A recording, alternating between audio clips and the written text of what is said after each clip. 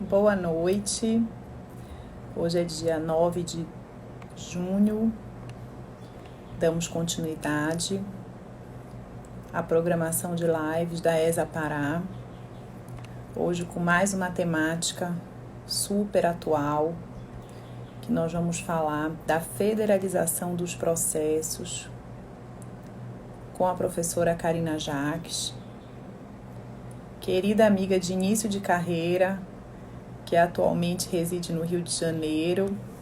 E olha o que a distância pôde nos proporcionar, nos reencontrarmos numa live, mesmo à distância, na humildade, e ouvir os brilhantes ensinamentos dela sobre vários casos icônicos que a gente tem aqui na nossa justiça. E aí, Karina, tudo bom? E aí, Luciana, tudo bom? Tudo, estava falando, nós somos colegas de início de carreira, né? Quando a gente começou a dar aula, o quê? Uns 16 anos atrás. Isso, nem fala, nem fala. Eu estava justamente refletindo sobre isso. Somos contemporâneas e conterrâneas, não É é? verdade, É, muito é, legal, uma fase boa, né? Estávamos iniciando, aprendendo. Enfim, aprender a gente aprende sempre, mas era o início, né? Era o início de tantos cursos de direito aqui na nossa cidade, tinham isso. poucos ainda. Enfim, foi uma Fomos, época muito boa. fomos colegas, eu nem sei como é o nome agora, era FAP, ali na municipalidade. A FAP virou Estácio. Estácio. Que sempre Então, foi, mas aí eles mudaram para todas se chamarem Estácio. pois é, Mandar então, um beijo aqui para a doutora Laura, que é advogada aqui, trabalha muito assídua com a gente na UAB e está em todas as lives aqui nos prestigiando, Karina. A gente boa está numa noite, Laura. programação, a gente está numa programação assim intensa, desde o dia 2 de abril, que a gente resolveu fazer as lives diárias. Então, todo dia tem uma live, ou É, 4 da tarde, ou 6. Algumas tu isso, estás algumas aqui, eu né? assisti, algumas eu Isso, assisti. isso. E aí já se tornou meio calendário, mas eu vou logo dar um aviso aqui, depois eu aviso no final. Essa semana a gente vai ter live, amanhã, quinta e sexta. Mas não será comigo. Eu vou ter uma folga essa semana de 3 dias, porque as comissões de arbitragem, a comissão de contencioso, administrativo e tributário, me pediram o espaço do Instagram da ESA para fazer lives das comissões, que a gente sempre está em parceria, enfim. Eles convidaram professores, pessoas de fora também para falar. E como o Instagram da ESA deu um boom muito grande, a gente não tinha Instagram até o ano passado. A gente criou Instagram, página de site, enfim. E aí agora, com a pandemia, o nosso Instagram já está com quase 5 mil seguidores. Realmente teve um Uma crescimento bem visibilidade. grande. É, e aí as comissões pediram, Luciana, a gente pode fazer a live pelo Instagram da ESA? Eu disse, pode, não tem problema, mas aí não justifique eu fazer uma e depois vocês fazerem outra, né? Porque aí vai ficar cansativo, o pessoal não vai nem querer ver duas seguidas. Eu disse, então podem ficar à vontade, vocês fazem as lives de quarta, quinta e sexta, e eu vou tirar folga, até porque quinta é feriado. É, E desde que começou, dia 2 de abril, Karina, mesmo nos feriados tinha live. Só não teve live sábado e domingo, mas não, todos os dias. eu perdi meio a noção de tempo com essa pandemia, eu perdi noção de tempo. Não, não tem mais. Falaste agora feriado? Meu É, Deus, que feriado é, meu Deus, junho. Qual é o é feriado? 11 de junho, Corpus Christi. Corpus Christi. Pois é, não tem feriado mais, não tem. Ontem eu Não fiquei, tem. ontem eu fiquei até tarde tinha uma aula, depois tinha uma reunião, né, com os professores, dormi super tarde. Eu não estava nem atenta ainda a esse feriado. Não vou sair mesmo, né? Estamos Ninguém todos. vai sair, vai ficar aqui, né? Até hoje o governador aqui do Pará falou que, no caso, muita gente já pensando em ir para Saguinas, que as praias vão ser fechadas, os igarapés, enfim, toda essa parte aí de espaço Porque dos vai começar interiores, que verão, né? normalmente as pessoas iam, né? Que ele vai mandar fechar, porque ainda não é o momento de veranear, né? Vamos Não esperar. é. Aqui tá assim, saiu um decreto do governador liberando, mas o prefeito tem um decreto onde ele tem um plano de abertura. Na verdade, serviço local é prefeito, né? As competências, né? Aí foi ajuizada uma ação e foi concedida liminar com multa de 50 mil reais para um ou para outro, no caso de descumprimento e abertura. Aí eu moro, no bairro que eu moro, tem um centro comercial aqui. Ontem estava bombando, parecia dia normal. Aí hoje já estava mais a menos. Hoje já estava mais ameno. E aí tudo recai ao judiciário. Nossa live de ontem foi com o Henrique Mouta, nosso colega também de início ali, Sim, né, eu de cheguei a ver carreira. um pouquinho. E ele falava justamente disso, que todas essas regras, todas essas políticas vão recair sobre o judiciário e ele é que vai ter que decidir, não tem jeito. Isso, a demanda para tudo está aumentando muito. É. Olha, eu vou te avisar uma coisa, que essas lives todas têm aqueles imprevistos. Eu tenho uma cachorra que ela pediu para sair, eu vou só abrir a porta e voltar. Tá Não bom? te preocupa, tranquilo. Porque é neto de ministro aparecendo nas lives, filho de Até presidente. meus filhos já apareceram aqui também. Aqui eu não tenho filho, né? Eu tenho uma cachorra que não dá para dizer, minha filha fica quieta. Ela me ouviu falar, aí vai sair, aí como o ar tá ligado, eu vou deixar a porta entreaberta, porque ela entra e sai a hora que ela quiser. Fica à vontade, vai lá, Karina. Normal, a gente tem que ficar relaxado, porque é home office, é todo mundo em casa, então não tem que relaxar, que aparecer, que ouvir. É isso mesmo. Eu no início ficava super tensa, sabe? Ai, não pode, tranca a porta, ninguém entra. Aí eu disse, gente, mas todo mundo sabe que eu tô na minha casa. Pois né? é. As minhas aulas, os meus cursos, as minhas reuniões. Então, assim, no momento que a criança estiver gritando, eu vou ficar no mudo ali, se eu estiver fazendo uma reunião e der para ficar no mudo. Mas quando não, a gente vai ter que ouvir a criança. É isso aí. Esse mundo, né? E acontece o seguinte, no meu escritório aqui no meu apartamento, eu tenho um ambiente que é um escritório. Eu comecei esse ano a fazer um projeto para fazer um estúdio de gravação, para fazer o isolamento acústico, já que eu moro no centro comercial do bairro e tem muito barulho. Aí eu estava no meio da obra quando veio a pandemia. Atrasaram, né? Eu tinha que fazer aquele drywall, né? Então, o meu escritório tá eu estava com livro encaixotado, então eu estou trabalhando na sala. Aí teve um dia que eu fiz uma live na sala, e aí algum morador passou no corredor e ela começou a latir. Gente, aí não tem... Porque o filho dá para você dizer, meu filho, vá assistir TV, cachorro não dá, né? Não, enfim, mas a gente vai se adaptando, né? Todo mundo está sabendo que a gente está em casa, né? Karina, vamos lá. Eu posso deixar os comentários, porque eles ficam no teu rosto, ou tu te incomodas? Por mim, tanto faz. Pode ficar? Tá. Eu gosto também porque as pessoas vão falando, vão interagindo. Eu só vou avisando que talvez eu não leia os comentários. Não, mas eu fico com essa incumbência. Ficar tranquila e quando faltar 10 minutinhos também, que a gente tem muita coisa para falar, né? Quando faltar 10 minutinhos, eu te lembro. Karina, falta 10 minutinhos para tu ires encerrando. E eu vou pedir pro pessoal, né, que já é uma dica de blogueira, de liveira, sei lá como é que chama isso que a gente faz aqui, que eu queria pedir pro pessoal ficar colocando os coraçõezinhos aqui do lado. Eu acho graça. Promove a página do Instagram da ESA. Então vamos botar os coraçõezinhos, Então, e vamos falar apertem nessa pipazinha para convidar os colegas de vocês para virem assistir a live também, que a gente vai começar. Já demos um espaçozinho para dar tempo de todo mundo entrar. E agora a gente pode começar. Karina, antes de tu iniciares, quero te agradecer em nome do OAB, em nome da ESA. Muito obrigada pela sua parceria. Mesmo distante, a gente consegue ficar um pouquinho próxima.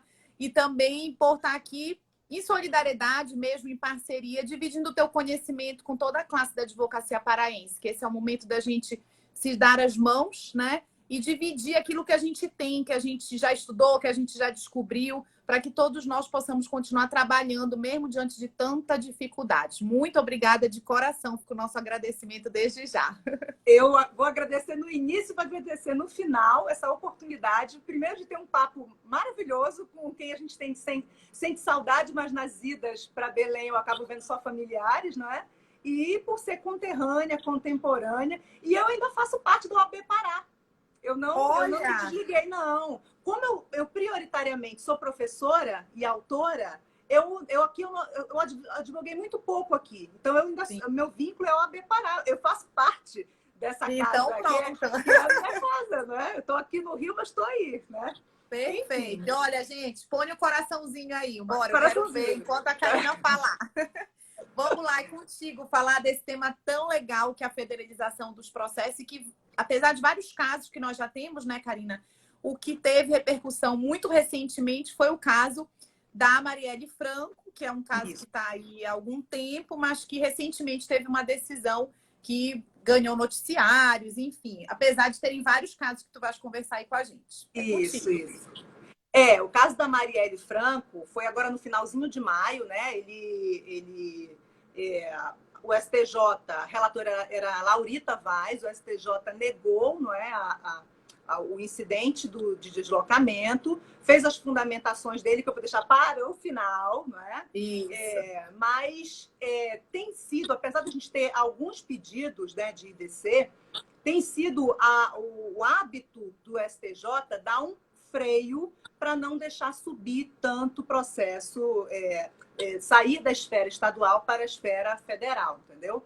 Então, assim, a federalização dos processos, né, como a gente chama vulgarmente no dia a dia, na verdade, eu acho que esse termo ele surgiu no jornalismo.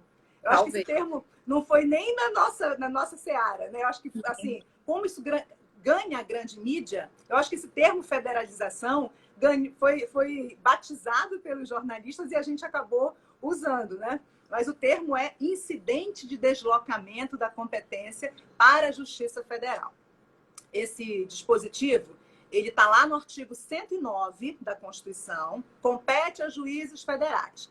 Inciso 5A, julgar os crimes contra os direitos humanos previstos no parágrafo 5º. Tá? Desculpa, gente, porque eu sou professora, eu vou ali na didática, assim, como se vocês não soubessem, né? Mas só para a gente localizar. Tranquilo. E aí, o parágrafo 5º do mesmo artigo 109 da Constituição diz que no caso de crimes quando haja grave violação dos direitos humanos e o Brasil possa ser responsabilizado na esfera internacional, porque ele é signatário de vários tratados internacionais, certo? Se correr esse risco dele ser responsabilizado na esfera internacional, o PGR pode suscitar o deslocamento da competência da Justiça Estadual ou da Polícia Civil, porque pode ser em qualquer fase do inquérito ou do processo. No caso, por exemplo, da Marielle, ainda estamos na fase do inquérito, ok? Apesar do crime foi em 2018, estamos em 2020, mas ainda estamos na fase do inquérito. Então, o PGR, se eu falei PGJ, ato falho, o PGR, Procurador-Geral da República, vai suscitar perante o STJ o deslocamento da Justiça Estadual para a Justiça Federal. Então, só para a gente lembrar daquele organograma do Poder Judiciário, você tem o STJ aqui e os dois tribunais ligados são a Justiça Estadual, nos diversos estados, e o TJDFT, e aqui os TRFs. Então, o PGR vai solicitar a saída daqui, da Justiça Estadual, para a Justiça Federal. Ok. Quando a gente fala desse deslocamento, ele foi introduzido, né, do IDC, ele foi introduzido no nosso ordenamento jurídico pela emenda 45, em 2004. Antes disso, nós não tínhamos esse instituto jurídico no nosso ordenamento. A emenda 45, famosíssima, né, a emenda da reforma do judiciário, trouxe várias mudanças, né, dentro da estrutura daquele daquele capítulo do Poder Judiciário, não é? Para tornar o judiciário mais efetivo, o número de servidores e magistrados condizente com a demanda, a questão do rigor, né, que o juiz não pode devolver os autos sem o devido despacho, enfim, ou decisão, a questão do Conselho Nacional de Justiça, né, do Conselho Nacional do Ministério Público, porque a emenda 45 reformou o judiciário, mas trouxe também melhorias para o Ministério Público, a própria existência do Conselho Nacional do Ministério Público, uma maior autonomia para a Defensoria Pública. Então, a gente tem uma série de mudanças da emenda 45, as súmulas vinculantes, importantíssimas, não é? E a emenda 45 também trouxe novidades na área dos direitos humanos, ok? Ela mexeu com o artigo 5º,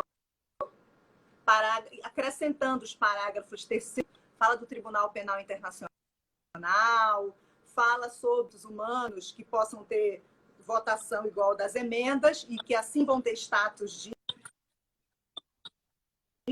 Congelou a tua imagem. Congelou a tua imagem. A gente só estava ouvindo... Voltou. Agora congelou a voz. Não estamos te ouvindo. Aproveitar aqui e mandar um beijo pro Júnior, que está aqui nos assistindo. Eu acho que é o Júnior, porque BD Júnior Papão tem que ser o Júnior lá de Vitória, né? Outro dia eu te vi, Júnior, entrando aqui, eu comentei com o Ricardo. Ricardo, será que foi o Júnior que entrou? Aí quando eu falei o teu nome, ele disse, com certeza, Luciana. E mandar um beijo para o Bruno também, de Floripa, que vai estar com a gente segunda-feira na live, falando de tutelas de urgência, também super interessante na próxima segunda-feira. Isso, gente, coloca os coraçõezinhos aí, deixa estabilizar de novo a rede da professora Karina. Eu acho que foi lá a rede dela, né? Vocês estão me ouvindo bem? Doutora Laura me deu um help. Estão me ouvindo e me vendo bem? Eu tô te ouvindo, eu tô te ouvindo e te vendo. Tá? Tô. Só eu que tô congelada aqui. Mas continua falando então, Posso Karina, continuar? porque eu tô te ouvindo. Pode. Então, Daqui a pouco volta. Peraí, deixa eu lembrar onde é que eu estava falando. Ah, sim, da questão dos parágrafos. Os parágrafos foram introduzidos, isso. Isso, então gerou uma crítica, mas eu nem vou me deter muito aí, senão a gente desvia do assunto. Gerou uma crítica porque o parágrafo 2º do artigo 5º já dizia que as normas relacionadas com direitos fundamentais, mesmo em tratados, elas tinham o mesmo status. Então, já se tinha uma superioridade dos tratados internacionais que depois o Supremo colocou no status de supralegal. Lembra a história dos tratados de direitos humanos que tem status supralegal? Quando veio essa emenda e criou uma regra de votação para os tratados, é como se a gente tivesse 3 níveis agora de tratados, ok? E aí há uma grande crítica sobre isso. A Flávia Piovesan faz uma crítica bem fundamentada sobre, certo? Eu gosto muito da opinião dela. Eu sempre vou buscar a opinião dela. Karina, o teu áudio tá ótimo. Teve o Marcelo aqui que está nos assistindo, ele deu uma dica de tu saíres e entrares de novo na live. Porque o áudio tá ótimo, só a tua imagem que tá congelada. Vamos tentar? Vamos, eu pensei nisso mesmo, eu pensei em sugerir. Vou sair e vou pedir para entrar, tá? Sai, eu te chamo de novo, isso, que aí pode ser agora, que volte. Agora pronto, voltou. Pronto, ótimo. Eu tava agoniada mesmo com a minha cara parada, mas pelo menos parou numa cara boa, né? Se parou uma cara pelo de menos fazer careta. Eu já tô até acostumada com essas caretas que a gente faz. Então, enfim. Pronto. Então, a emenda 45 trouxe novidades no campo dos direitos humanos, lá nos parágrafos do artigo 5º e artigo 109, inciso 1, inciso A, e parágrafo 5º, que é justamente essa lente de deslocamento da competência. E aí, a gente já entendeu que o IDC foi introduzido no nosso ordenamento jurídico pelo Claro, aqui, que, na verdade, essa ideia do IDC, do incidente de deslocamento de competência, ela não é uma ideia nova. Na verdade, já houve tentativa de introdução disso na nossa Constituição. Tem uma PEC, eu não vou lembrar o número, 300 alguma coisa, que foi do Fernando Henrique Cardoso. Ele protocolou a PEC e, na época, o Congresso rejeitou a PEC. Tinha mais um outro pedacinho, mas a parte do 109, 5A e parágrafo 5º era igualzinha. Então, assim, já houve uma tentativa anterior, certo? Com a emenda 45. Ok. E aí, por que a gente tem essa proteção, essa necessidade, essa possibilidade de subir, de sair o processo, né, de decisão de transferência, de deslocamento do processo, decisão do STJ e saindo da estadual para federal? Porque a gente vai entender o seguinte: a nossa Constituição, nosso direito constitucional, ele tem como fundamento a dignidade da pessoa humana. Está lá no artigo 1º, inciso 3, que a República, artigo 1º, a República Federativa do Brasil, formada pela União Indissolúvel, blá, blá, blá, tem como fundamento. E o inciso 3 fala da dignidade da pessoa humana. Tem um conceito, digamos assim, rígido da dignidade da pessoa humana. É um conceito muito amplo. Gosto muito, Luciana, quando em sala de aula eu trabalho esse tema,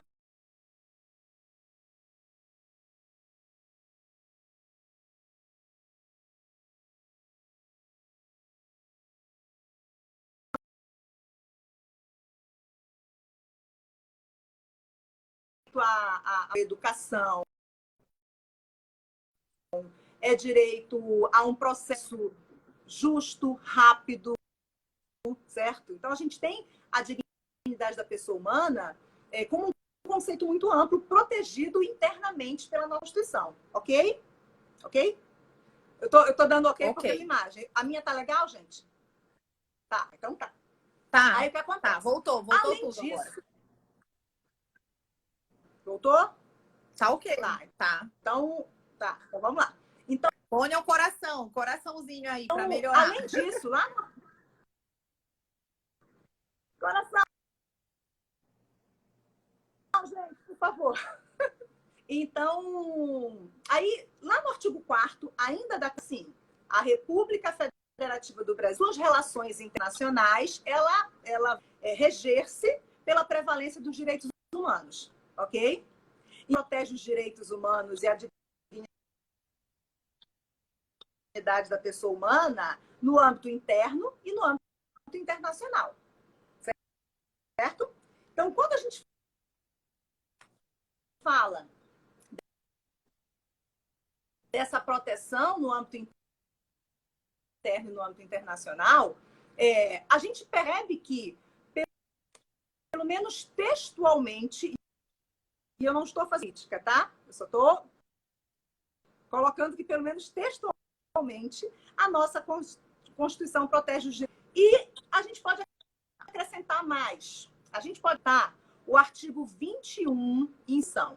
O artigo 21, inciso as competências da União, e o inciso 1, a competência de se relacionar com estados estrangeiros e participar de organismos internacionais. Então, a União participa de organismos estrangeiros e assina tratados internacionais, se comprometendo ok? E aí eu vou abrir um parênteses aqui. Quando a gente que fala da competência da União, há um grado, certo? Que compõe os Estados-membros e os municípios, e ela é pessoa jurídica de direito interno. Quando você vê o vínculo de competências, que eu não vou citar aqui, que não é, por exemplo, emitir moeda. Está lá, não lembro qual é o inciso, mas está lá. Emitir moeda é competência da União, é indiscutível. Manter o correio aéreo é da União. Quando você fala em manter relações com estados estrangeiros e participar de organismos internacionais, na verdade, essa competência é da República Federativa do Brasil, porque é uma competência de pessoa jurídica de direito público externo. Concorda comigo? Então, na verdade, a gente consegue perceber que o Estado brasileiro tem uma dupla personalidade jurídica. Ele se comporta internamente como União e ele se comporta no âmbito externo como República Federativa do Brasil. A República Federativa do Brasil, apesar da Constituição não ter deixado isso claro, a República Federativa do Brasil é que ela se relaciona com os estados, assina tratados internacionais, promete com a proteção dos direitos humanos. Para completar, o artigo 84, competências do presidente, incisos 7 e 8, falam que o presidente mantém relações com estados estrangeiros, acreditantes diplomáticos. Não sei se acha agora recentemente a determinação do presidente da República mandando a saída imediata do consulado da Venezuela em Belém, certo? Todos do corpo diplomático da Venezuela saíssem, certo, do Brasil nesse período da pandemia. Não sei se tu chegaste a acompanhar. Aí foi ajuizar corpos em favor deles e aí o Supremo manteve eles aqui. O presidente pode dizer, sim, eu vi bem aleatoriamente, porque eu tinha uma amiga que trabalha na Venezuela, trabalha numa empresa lá, e ela estava voltando para o Brasil dos voos que estavam sendo suspensos, enfim. E aí eu vi e fiquei a conectar o momento. Esse corpo diplomático foi desarado, então não está mais autorizado a ficar aqui, mas acho que foi o Barroso, eu posso estar errado aqui do real, concedeu, certo, o habeas corpus liminar que eles ficassem aqui até que passe a pandemia, porque em famílias, né, os funcionários têm que se mudar nesse período, né, sem nenhum ato, né, que ataque a federação. Enfim, só para a gente usar um exemplo Então, o presidente, ele pode manter relações com estados estrangeiros ou deixar de manter, acreditar ou desacreditar os representantes diplomáticos, assinar ou não os tratados internacionais. E ele faz isso como chefe de Estado, ok? Porque o chefe de Estado é que representa a República Federativa do Brasil. Aí, Eliana, chega a seguinte questão. A União assina vários tratados internacionais, certo? De direitos humanos. Aí a gente pode usar como exemplo a Convenção Americana dos Direitos Humanos, o Pacto de São José da Costa Rica, certo? A União assina os tratados internacionais na defesa dos direitos humanos, mas na prática, os crimes com grave violação aos direitos humanos não são, na sua maioria, de competência da União, são de competência do Judiciário. Tu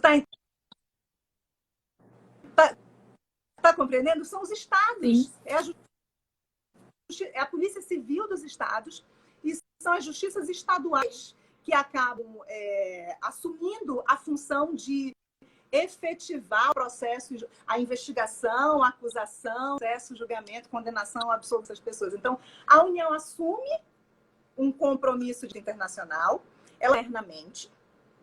A gente, sim, reconhece que a legislação interna brasileira ela é bem moderna assim, na defesa dos direitos humanos. A prática ainda apresenta várias falhas, é uma coisa que a gente vai já tratar, mas há uma disparidade aí. Como é que a União assume, certo, essa responsabilidade de punir os crimes contra os direitos humanos se ela não tem a competência da Justiça Estadual?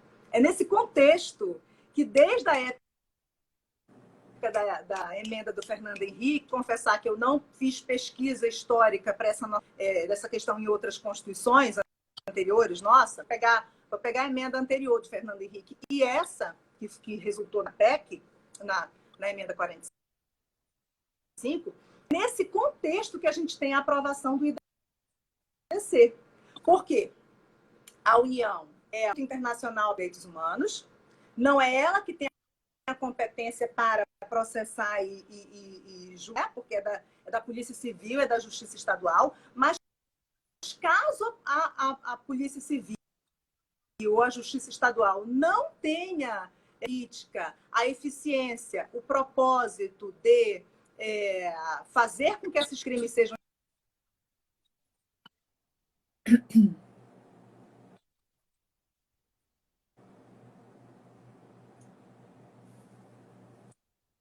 tá? Voltou. Não? Voltou, gelou. Enfim. Congelou. Quer que eu saia e volte? Pode ser. Voltou. Então, assim, então, apesar da União ser a responsável, a que se responsabiliza e a que é punida finalmente, ela que vai fazer o processo, vai processar e vai dentro. Então, o IDC ele vem para solucionar isso, ok? Beleza aqui? Aí o seguinte. Tu estás com a internet do celular, tá? Karina, ou com a internet do computador? Tá me ouvindo? É porque às vezes a internet do celular é melhor do que a internet do computador. Não, tô com Wi-Fi. É. E o meu Wi-Fi Eu só tenho feito as lives é bom. com a internet do celular. Será? Pode ser. Tô te falando, esse horário, então, acho que é um horário que tem muita live, aí fica meio condicionado. Então, eu vou ter que sair? Ou que não? Sabes, a tua rede é boa de celular? Tu queres que eu saia? É 4G? Não, acho que tu não precisa sair, acho que só baixar e mudar. Mas...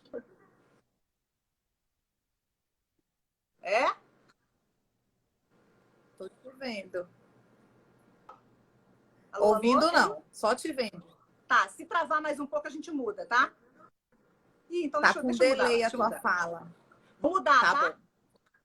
Tá, a gente aguarda, tranquilo. Posso mudar? Tá bom, vou mudar. Pode. Tranquilo. Gente, lembrando quem tá aqui, que na quarta, quinta e sexta, amanhã, quinta e depois, a gente vai ter as lives, mas não serão comigo. Serão com os presidentes das comissões amanhã de arbitragem e quinta e sexta com a equipe da comissão de contencioso administrativo tributário. Amanhã a temática vai ser sobre arbitragem, quinta e sexta sobre direito tributário e administrativo, tá? Continuaremos aqui na programação da live, mas não comigo, e sim com os colegas que vão me dar uma folga aí para eu ficar esses 3 dias cuidando de outras demandas, certo? Segunda-feira eu estou de volta, às 18 horas, com o professor Bruno Macedo, que a gente vai falar das tutelas de urgência. A professora Karina já voltou, já vou inseri-la aqui. Agora vai dar certo. Boa dica, doutora Laura. Obrigada. A senhora me super auxilia aqui. Pronto. Tu tá me ouvindo? Perfeito. Agora, tá? Então vamos lá? Tudo certo. Tava com delay, tu falavas e o teu áudio só vinha tempos depois. Eu tava falando, esperando ter ok, e o ok não vinha. Agora tá ok? Perfeito. Agora Então vamos lá. Vamos. Peraí, deixa eu ver onde é que eu estava falando sobre essa disparidade entre a União se responsabilizando no âmbito internacional e ela não sendo a quem vai efetivamente punir. Aí então veio o IDC para tentar solucionar, tá? E quando a gente fala sobre esse aspecto, aí é o ponto de eu chamar a atenção de que, apesar da gente ter uma legislação muito moderna, bastante moderna na proteção dos direitos humanos, da proteção dos direitos da criança, certo? ECA, porque os direitos humanos passeia sobre isso, né? A proteção dos direitos da pessoa com deficiência, a proteção da mulher, né? Dos vulneráveis, do idoso. A gente tem estatutos muito bons. E no âmbito internacional, o Brasil é atuante, certo? E ele protege os direitos humanos no sentido de participar dessas organizações. A gente tem uma contradição. Na prática, a gente tem diversos casos de violação dos direitos humanos nos contextos diversos do Brasil, certo? E muitos deles praticados por agentes do Estado, o que agrava muito mais, certo? Esse contexto, não é? E um caso que eu quero contar aqui, né, que um dos casos, né, de violação aos direitos humanos, mas o Brasil foi condenado, né, é o caso Damião Ximenes. O que aconteceu com o Damião Ximenes? Damião Ximenes, ele era uma pessoa com doenças, vivia numa casa de repouso, era tratado numa casa de repouso, e ele sofria, isso em Sobral, Casa de Repouso Guararapes, se não me engano o nome. Isso foi em 99, tá? Ele sofreu vários, assim, o processo, né, vários, com detalhes, né, as perícias, várias mutilações e torturas físicas, fora as torturas que com certeza ele sofria. E aí o que aconteceu? Ele foi morto em 99. Conta no processo que 2 horas antes o médico responsável examinou, ele já estava cheio de lesões, passou uma medicação e saiu e deixou o local sem nenhuma assistência médica, e 2 horas depois da saída desse médico, o Damião morreu. Família e ONGs ligadas aos direitos humanos tentaram, de todas as formas, a responsabilização, certo? A justiça, não é, por caso da morte do Damião. A justiça do Ceará foi morosa, houve um descaso, certo? E aí o que eu estou falando aqui não é palavras minhas subjetivas, porque, na verdade, o Brasil foi condenado na Corte Interamericana, certo? De Direitos Humanos. Então, o que eu falo aqui, na verdade, é o que eu li na sentença.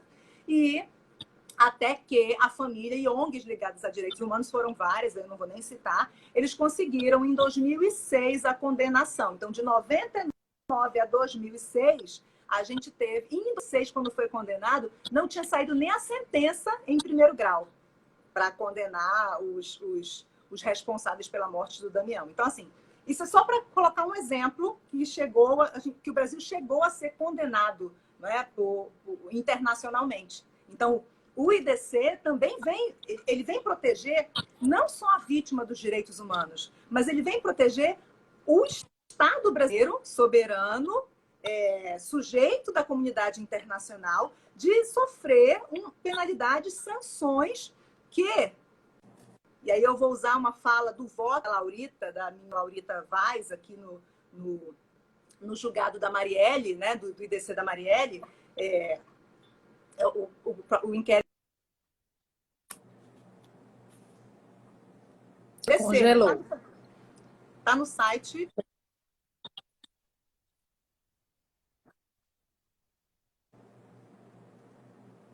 Ainda estou congelada. Voltou. Ah. Não estava nem te Meu ouvindo. áudio. Falou o caso Marielle e parou. Isso. Então, o que acontece? A ministra Laurita, o voto tem 20 páginas, mas é interessante que esse voto dela, como é um caso de grande repercussão, ela fala também para os leigos. Ela fala no voto que ela quer explicar para quem é leigo, mas que como tem buscar na internet, no site do STJ, o voto, e ela fala o seguinte, que essa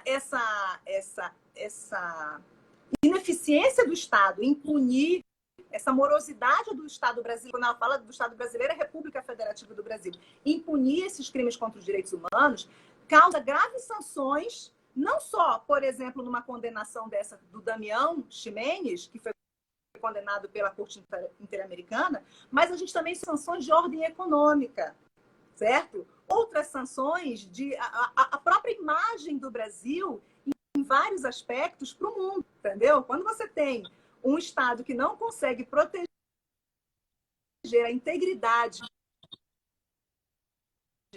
dos seus ou dos que aqui chegam, né?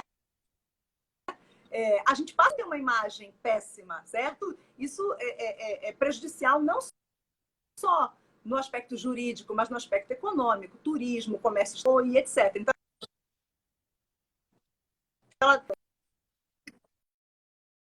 certo? Se não pensar em direitos humanos, pensar também em outros aspectos. Para que haja dedicação do Estado, ok?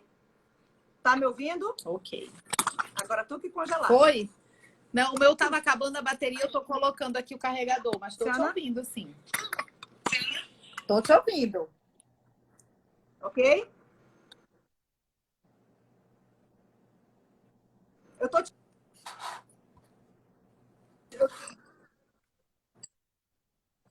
Ah, tá. Não estou te ouvindo.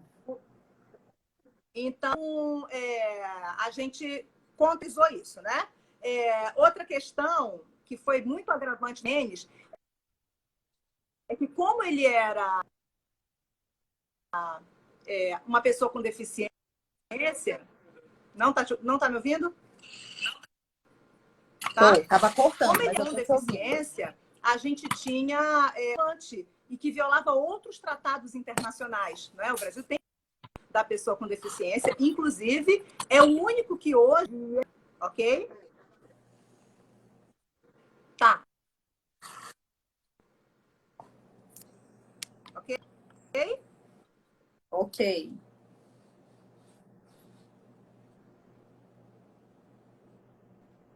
Eu vou olhar agora para os comentários, gente. Se vocês não conseguirem me ouvir, comentem aí, tá? Porque o dela às vezes trava. Então vamos. Aí a gente tem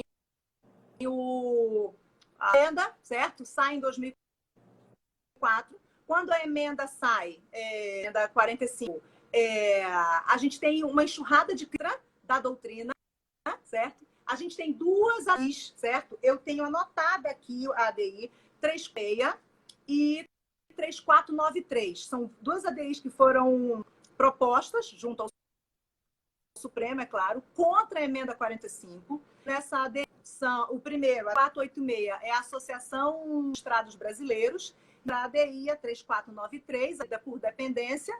Então, as duas estão... Ela foi ajuizada pela Associação de Magistrados Estaduais. Foram ajuizadas por associações de magistrados. Onde estão essas ADIs? Foram concor já para julgamento desde março de 2017, ok? O que essas ADIs questionavam contra o IDC, certo? No IDC. Porque os prós, a gente tem pró, agiliza o processo em tese, não é? Protege as vítimas, porque quando o processo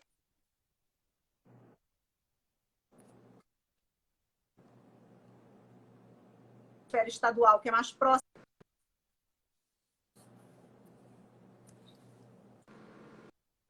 Ok? Tá me ouvindo, Lu? Pessoal que tá me... Quando o processo sai da estadual para federal, protege a vítima. Quando o processo sai da estadual para federal, dá uma lição de moral. Vou usar uma expressão assim. Faz com que a Justiça Estadual e a Polícia Civil, que ficam desmoralizadas, não ficam meio desmoralizadas quando você tem um processo tirado da Polícia Civil e vai para a Polícia Federal?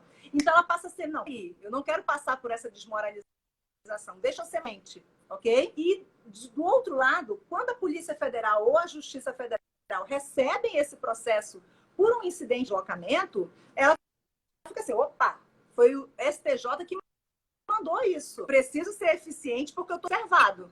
Entendeu? Então, tem vários prós. E o final dessa sequência de prós é o seguinte.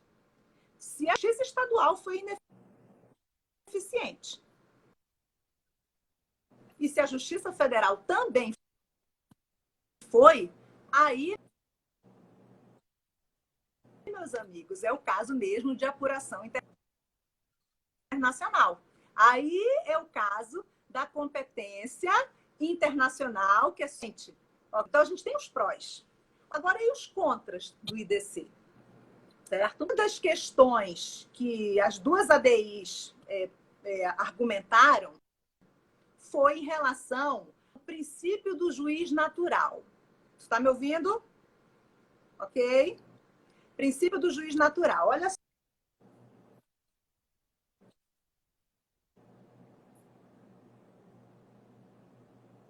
Do Fernando Henrique lá no passado foi rejeitada no Congresso, porque eles argumentaram que o incidente de deslocamento fere o princípio do juízo natural, certo? E cria um juízo de exceção. Faz sentido, não é? Faz sentido. Eu fui procurar o que a Flávia Piovesan fala sobre isso. Eu gosto de ouvir a posição dela porque a gente está falando de direitos humanos, né? Ela defende que as vantagens são... Poderia ter um aperfeiçoamento do texto. Vantagens, elas são maiores para a proteção dos direitos humanos, certo? E aí, não só a do juiz natural, né? Você tem ali uma retirada que é competente no texto, certo? Ou no texto das leis processuais.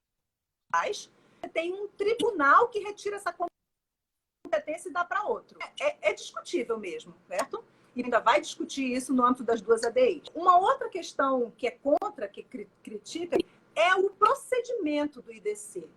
Por que só o Procurador-Geral da República que pode suscitar esse deslocamento? Ok, ele é o representante do Ministério Público da União, ele tem essa vinculação no STJ, mas será que as instituições, certo?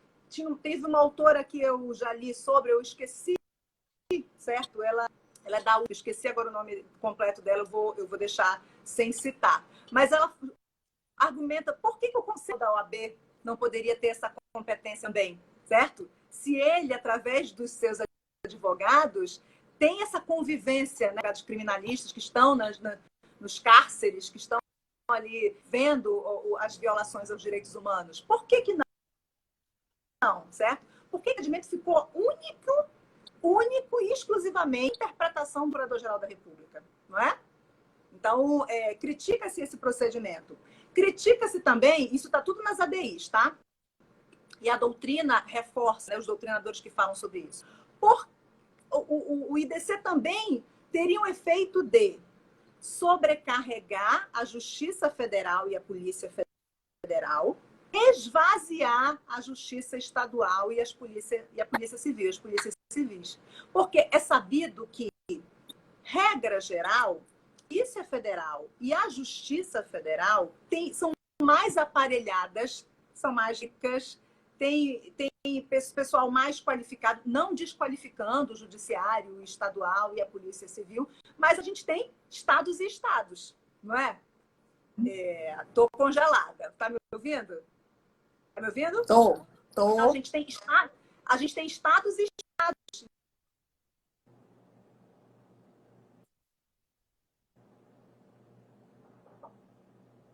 Estou falando do estado do Pará, do estado de São Paulo, do estado do Rio. Estamos falando de todos, não é? Então, o questionamento seria esse: será que não ia, já que é sabido que que é uma dura, será que o IDC não iria esvaziar a justiça estadual e a polícia civil e sobrecarregar a justiça e a polícia federal? Esses são os questionamentos, ok? Aí, enfim, estão, né, ajuizadas em 2005. E quando elas foram ajuizadas, olha o que aconteceu. Logo quando da publicação da 5, a gente teve o caso do assassinato da irmã Dorothy, a irmã Dorothy Stang, em Anapu, Pará. Um caso bem sensível para a gente, né? A gente está falando que aconteceu no nosso estado, né? Eu, para quem não me conhece, eu sou paraense, moro no Rio, mas sou paraense, e morava nessa época lá. E o que acontece? Quando foram ajuizadas as ADI, já tinha sido feito o primeiro pedido de deslocamento de competência no caso da irmã Dorothy. As foram ajuizadas com pedido liminar, porque o Supremo teria que ter pressa para julgar que aquele IDC era ou não inconstitucional, porque o STJ já estava com um pedido na mesa já, que era o caso da irmã Dorothy, certo? O que aconteceu? O Supremo prolongou nesse julgamento, né? Mas o STJ tomou para si, certo, a responsabilidade da questão. E a gente vai ainda fazer algumas ponderações para comentar os casos, ok? Quanto tempo tá? Ih, tá quase acabando. Deixa eu dar uma acelerada. Minutos. Tá. Então vamos lá. Então, o que acontece? O STJ, ele acabou tendo que solucionar aquilo que o Supremo não solucionou. Porque foi levado ao Supremo, guardião da Constituição, o pedido de declaração ao IDC, certo? Só que ele não respondeu. O que o STJ fez? Num caso concreto, o IDC da Dorothy Stang, o STJ teve que responder. Aí várias questões foram verificadas. Uma delas, né, que ainda fazem parte dos questionamentos da ADI. Tá? Eu vou dar uma acelerada um pouquinho, porque eu quero chegar na Maria Franca. Uma delas é o conceito de grave violação aos direitos humanos. O que é grave violação aos direitos humanos? A Constituição conceituou, não tem norma infraconstitucional conceituando, e aí o ministro relator, no caso do IDC da Dorothy Stang, ele justamente falou isso. E qualquer homicídio doloso pode ser considerado uma grave violação aos direitos humanos. Vamos migrar milhares de processos para a Justiça Federal, porque se alguém foi assassinado, o direito humano da Marielle ou da Dorothy Stang não é menos do que o meu direito, certo? Claro. Então, o STJ ele teve que contextualizar. Porque veio vago na Constituição. Ele criou um conceito e ele atribuiu grave violação aos direitos ligados a conflitos, genocídio, homicídio doloso, principalmente praticado por agentes, grupo de extermínio, tortura, perseguição de pessoas militantes nos direitos humanos, nas causas indígenas. Então, ele fez um conjunto de requisitos para atribuir como grave violação aos direitos humanos. Okay? É o seguinte, vários institutos novos da emenda 40 já foram regularizados. Alguém falou de pau d'arco agora, tá? Então, o doutor Marcelo Dani, é nosso presidente da subseção de redenção, está perguntando se o caso de pau d'arco não se enquadraria nesses requisitos, que inclusive só foi impulsionado pelas investigações conduzidas pela Polícia Federal. Marcelo, a questão é o seguinte, o STJ ele tem o freio de mão puxado até o limite, ele não quer que esses processos saiam. Então, na maioria dos casos, o STJ, Marcelo, está fazendo assim, nega, como ele fez com a Marielle, nega a ida para a Polícia Federal, para a Justiça Federal, mas diz que a Justiça Estadual ou a Polícia do Estado Civil pode pedir ajuda para os órgãos da União, entendeu? Eu acho que eu sei qual é esse caso de pau d'arco, tá? Eu vou ficar meio passeando na superfície, porque eu lembro de alguns casos, mas pode esteja falando de outros, porque esses conflitos acontecem repetidas vezes nessa região. Mas essa que é a questão. Muitos casos se enquadram, mas o STJ nega, ok? Justamente para evitar esse inchaço da Justiça Federal e da Polícia Federal. Deixa eu só aqui uma ordem. Sim. Aí, o STJ, no caso da Dorothy, ele atribuiu algumas características para o que é grave violação de direitos humanos e ele atribuiu pressupostos. Ele disse o seguinte, para subir, tem que ter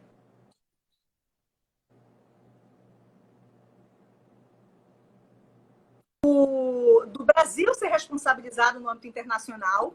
Então, já houve uma ação judicial, uma ação no âmbito internacional, certo? Porque se a gente ficar só assim, não, isso aí...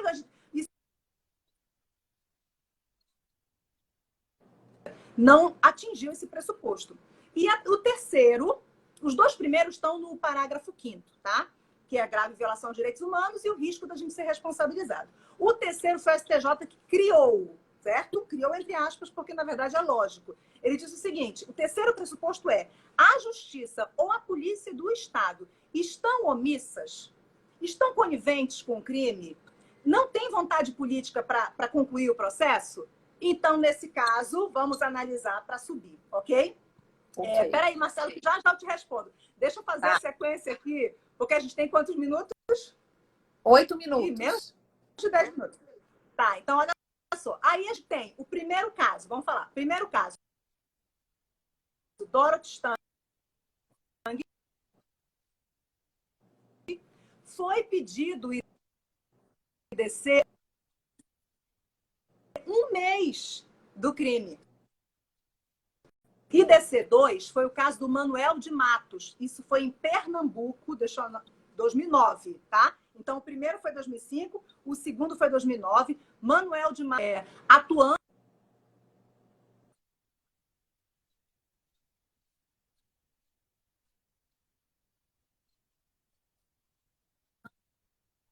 na defesa dos direitos humanos e ele foi executado por um grupo de extermínio em Pernambuco, ok?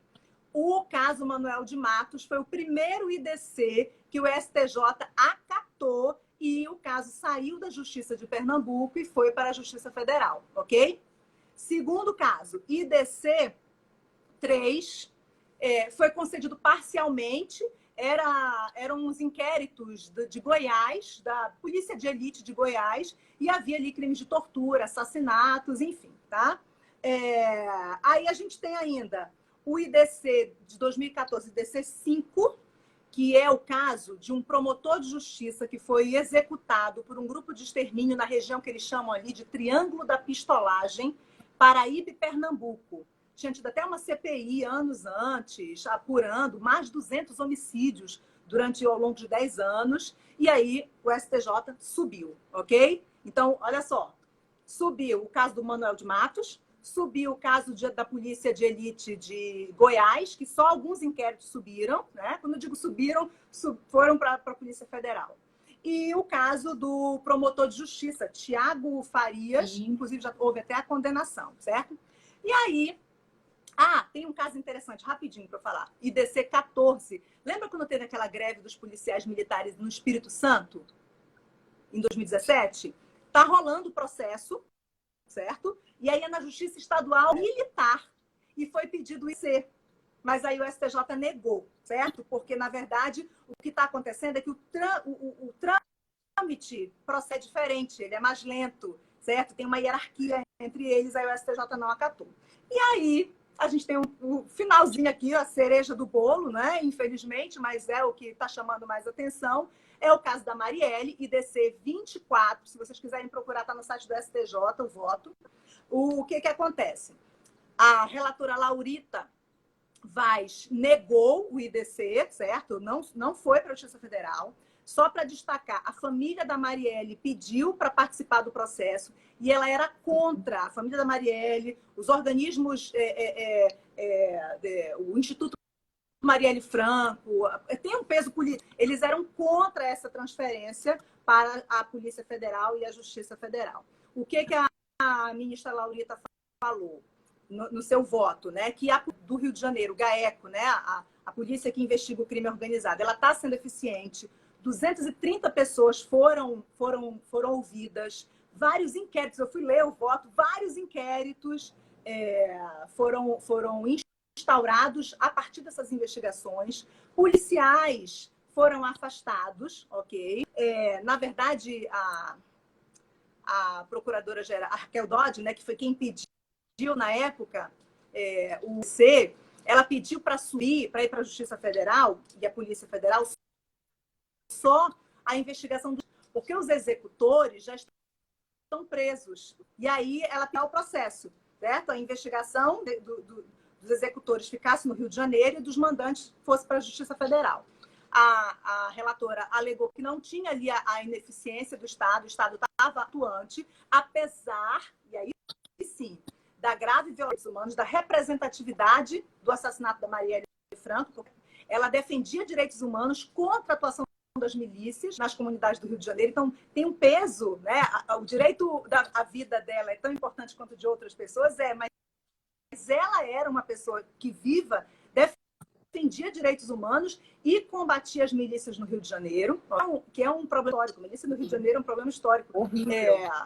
Foi retratado em filme, Tropa de Elite. Eu não sei, domingo, de uma médica que foi espancada estava ocorrendo uma... Chegou a ver? Isso aqui, Luciana, é uns 4 quarteirões da minha casa, porque eu moro no bairro do Grajaú, que é o bairro... Olha só, é o bairro que da casa do governador não é a casa oficial Laranjeiras, mas a família do governador, o Wilson, mora aqui no Grajaú. E praticamente depois, não estou contando exatamente, é a residência da família e tem uma viatura da Polícia Militar lá, dia 24 horas, certo?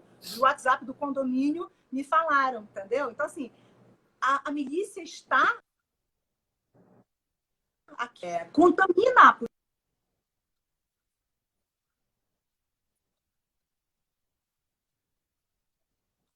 polícia. Obviamente, contamina. Mas, segundo a análise da ministra, que analisou o processo, a polícia, o GAECO, né, o grupo da Polícia Civil que investiga esses crimes, e o Ministério Público do Estado do Rio de Janeiro estão sendo eficientes, estão atuando, só que é um crime com requintes de profissionalismo. Quem matou, não é dor, né? E que por isso, segundo ela, estou só repetindo aqui, não é a minha opinião no voto dela, segundo ela, não é o caso de deslocamento de competência nem para a Justiça Federal e nem para a Polícia Federal. Continuou o processo aqui, porque também esse deslocamento iria atrasar as investigações, que seriam outras pessoas que iriam ir, e isso também, não que isso faça parte do trâmite processual, mas isso também satisfez a vontade, a opinião dos familiares da vítima, que por mais que não esteja ali processualmente previsto, eu acho que também tem importância. Porque se os familiares ligados, se o Instituto Marielle Franco entende que realmente aqui, seria contraditório, né? Porque ele chegou para outra esfera.